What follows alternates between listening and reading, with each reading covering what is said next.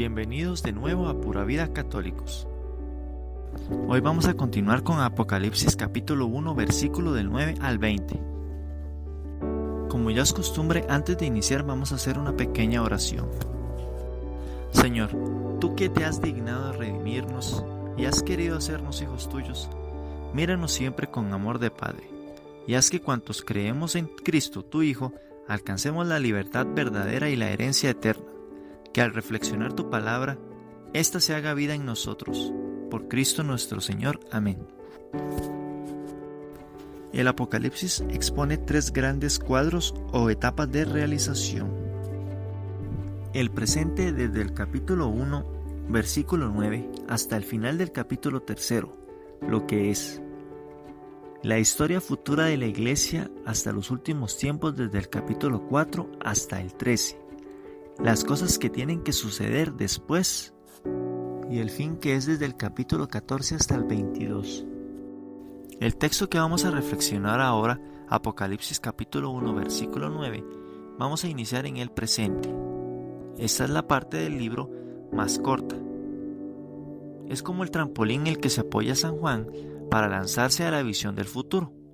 En esta parte se incluye la visión como el mandato de escribir un libro, todo lo que él viera y enviarlo a las 7 iglesias, que son Efeso, Esmirna, Pergamino, Tiatira, Sardes, Filadelfia y la Odisea. En el texto, el autor sagrado hace una presentación personal a semejanza de los profetas del Antiguo Testamento. San Juan, su nombre nos será conocido desde Apocalipsis capítulo 1 versículo 1. Tiene una visión hallándose en la pequeña isla de Patmos. Hoy en día esta isla se llama Patino y forma parte de las islas Esporadas, que son un amplio grupo de islas de Grecia. Está situada entre Mileto y Éfeso. Tiene unos 12 kilómetros de largo por 5 de ancho en su parte más amplia. Los romanos utilizaban esta isla como lugar de deportación para algunos condenados especiales. San Juan también fue deportado a esa isla, castigado a causa del Evangelio, como lo dice expresamente en el versículo 9. Victorino, martirizado bajo Diocleciano, nos dice que San Juan fue condenado por Dominiciano a trabajos forzados en la cantera situada al norte de la isla de Patmos. Esto mismo es confirmado por San Jerónimo, que es el traductor de la Biblia del griego al latín, llamada Vulgata, que significa pueblo. El apóstol se presenta como hermano de la fe y como compañero de la tribulación sufrida por la fe, como compartícipe en el reino sacerdotal y en la paciencia con que se soportaba la tribulación. San Juan ha tenido que pasar por grandes pruebas exteriores y persecuciones a causa del Evangelio. Su destierro era como una señal evidente de los sufrimientos que había tenido que soportar. Pero todo sufrimiento con paciencia, es decir, con fe, esperanza y firmeza, era fácil de pasar. San Juan es el prototipo del verdadero cristiano que sabe aguantar y perseverar en la fe a pesar de muchas dificultades que se le opongan. Y esta perseverancia en el servicio de Cristo será la que consiga el triunfo del reino de Jesucristo en medio de todas las persecuciones desencadenadas contra él. Después de la presentación, San Juan comienza inmediatamente con la narración de la primera visión. Esta tuvo lugar en el día del Señor, es decir, el domingo, el día venerado por los cristianos a causa de la resurrección del Señor que tuvo lugar el domingo. Este texto del Apocalipsis, versículo 10, constituye la primera mención expresada del domingo cristiano. La expresión pudo nacer en los ambientes como reacción contra la asignación del día de Augusto, que indicaba un día mensual establecido en honor al emperador. San Juan fue arrebatado en éxtasis, para que, desligado de la vida de todos los sentidos, percibiera mejor las cosas divinas. En ese estado, escucha una voz fuerte, como de trompeta, que imitaba la orden de escribir lo que viese para transmitirlo a las 7 iglesias de Asia. Se trataba del Apocalipsis entero. ¿Cuál es la razón de nombrar solo 7 iglesias cuando en la misma región habían muchas otras de mayor importancia? La razón es que hay que buscarla en el hecho de que la provincia romana de Asia estaba dividida en 7 distritos, cada uno de los cuales tenía por centro una de las 7 ciudades, las cuales formaban un círculo alrededor de la provincia. Cada uno de esos centros era fácil de enviar la carta a otras ciudades. San Juan, al volverse, al ver quién le hablaba, lo primero que contempla son los 7 candelabros de oro. En medio de ellos había uno semejante al Hijo del Hombre, versículos 12 y 13. Es Jesucristo el que se le aparece en sus funciones de juez escatológico, como lo vimos anteriormente en Daniel, capítulos 7 al 13. Jesús empleó con muchas las cualidades humanas de Cristo. La iglesia cristiana primitiva lo empleó muy raramente, prefiriendo llamarle Señor, con el fin de poner en manifiesto su carácter divino. El autor del Apocalipsis describe las prerrogativas de Cristo simbológicamente. Ahora vamos a explicar muchos de los símbolos aquí mencionados. El primero sería la túnica talar, que es solo una pieza. Significa dignidad de su sacerdocio.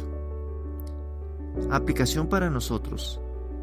Jesús vivo, resucitado, victorioso, glorioso, evangelizador con Él.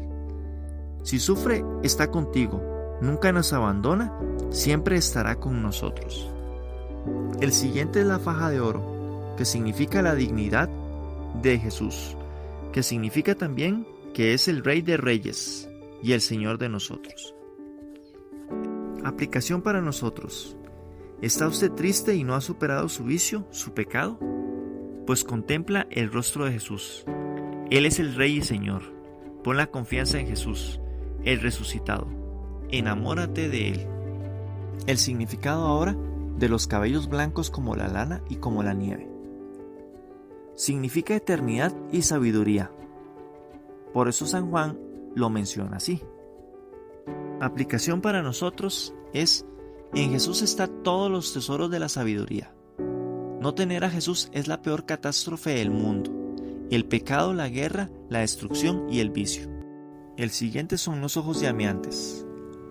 El significado es la ciencia divina, el que todo lo ve, el que todo lo sabe, el que todo lo puede y el que todo lo penetra. Para nosotros significa ojos llameantes, omnisciencia, omnipotente. El siguiente símbolo es pies de metal incandescentes. Eso significa estabilidad en sus designios. Significado para nosotros es: a Jesús nadie lo tumba, firme en sus decisiones. No es un Dios de pies de barro o de yeso. El siguiente es voz poderosa como el ruido de muchas aguas. Eso significa fuerza imponente en sus veredictos, autoridad del juez supremo. Para nosotros significa que nadie lo puede callar, nadie lo puede anular. El siguiente es la espada cortante.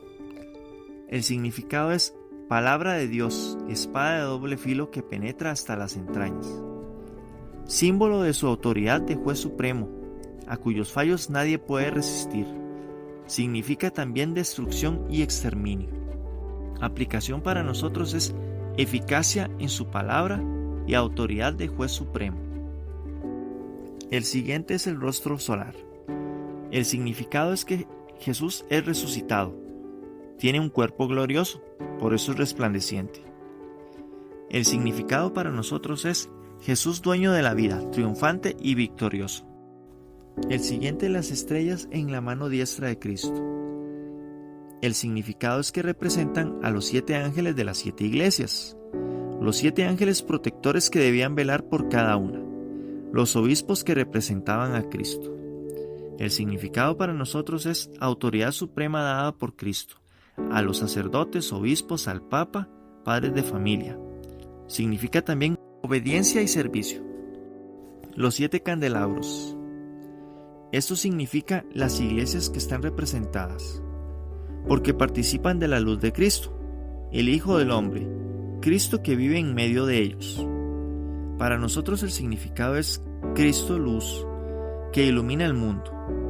El Hijo del Hombre Cristo vive en medio de nosotros. El siguiente es el fuego. Su significado es que el fuego siempre ha sido para purificar. También representa la santidad divina. Para nosotros, Dios es la santidad misma, totalmente separado de la mínima impureza humana. Por eso los profetas y autores apocalípticos suelen representar a la divinidad rodeada de fuego.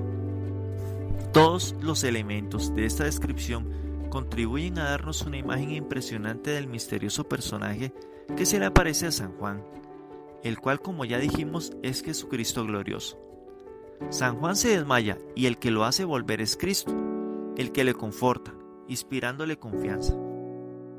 Las palabras que le dirige Cristo son tranquilizadoras y se proponen infundirle ánimo. Con este mismo fin, Jesucristo enumera sus títulos y poderes. Yo soy el primero y el último. Es sinónimo a la expresión alfa y omega. Dios siempre es el mismo, y por eso San Juan no ha de temer, pues Jesucristo es tan misericordioso como cuando él lo conoció en este mundo. A continuación, Cristo se presenta como resucitado y reivindica una triple prerrogativa. En primer lugar, afirma su poder sobre la vida. Tengo las llaves, la muerte y el infierno.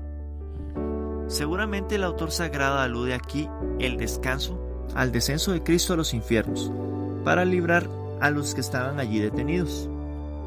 Jesucristo es el Señor del infierno porque tiene las llaves, es decir, el poder para penetrar en aquel lugar misterioso en donde estaban reunidos los muertos. Y es el dueño de la muerte, porque sobre ella ejerce su soberanía. Cuando quiere la puede soltar para que actúe en el mundo, y la puede volver a encerrar bajo llave cuando lo estime conveniente. Este poder extraordinario de Cristo ha de servir para tranquilizar a San Juan y para justificar ante sus ojos y ante los de las 7 iglesias el mensaje que va a comunicarles. La segunda prerrogativa de Cristo es la de tener derecho de los gobiernos sobre las iglesias, y finalmente es dueño de los destinos de las mismas y del mundo entero.